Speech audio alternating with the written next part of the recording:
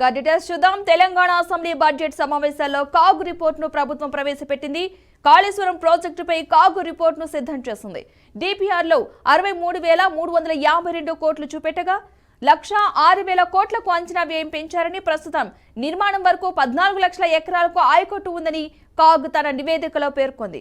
మొత్తం ఈ ప్రాజెక్టు పూర్తయ్యే వరకు 1,47,427 కోట్లు ఖర్చవుతుందని, ప్రాజెక్టు నుంచి ఊహించిన ప్రయోజనాలను ఎక్కువ చూపెట్టారని తెలిపింది.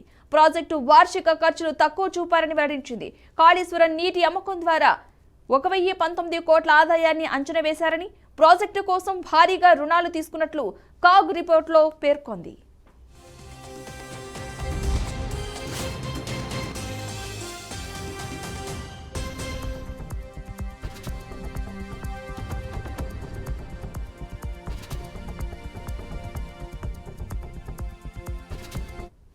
ఇక కాళేశ్వరం ప్రాజెక్టు వ్యయానికి సంబంధించి 15 బ్యాంకులతో 87,000 కోట్లు సమకూర్చుకోవాలని ఒప్పందం చేసుకున్నారని, బడ్జెటేతర రుణాలపై ప్రభుత్వం ఎక్కువ ఆధారపడి ఉందని తెలిపింది.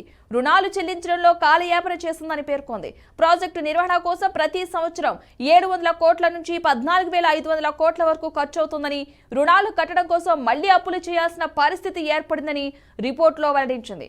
కాళేశ్వరం అప్పు కట్టుకుంటూ పోతే 2036తో పూర్తవుతుందని అంటూ కాగ్ నివేదికలో పేర్కొంది.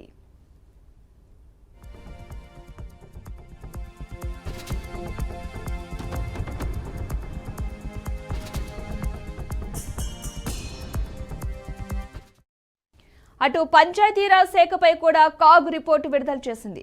గ్రాంట్ల మళ్లింపు జరిగిందని, నిధుల దుర్వినియోగం జరిగిందని చెప్పింది. బకాయిలు వసూలు చేయలేకపోయారని, కొన్ని పనులకు అధిక బిల్లులు చెల్లించారని కూడా కాగ్ వెల్లడించింది.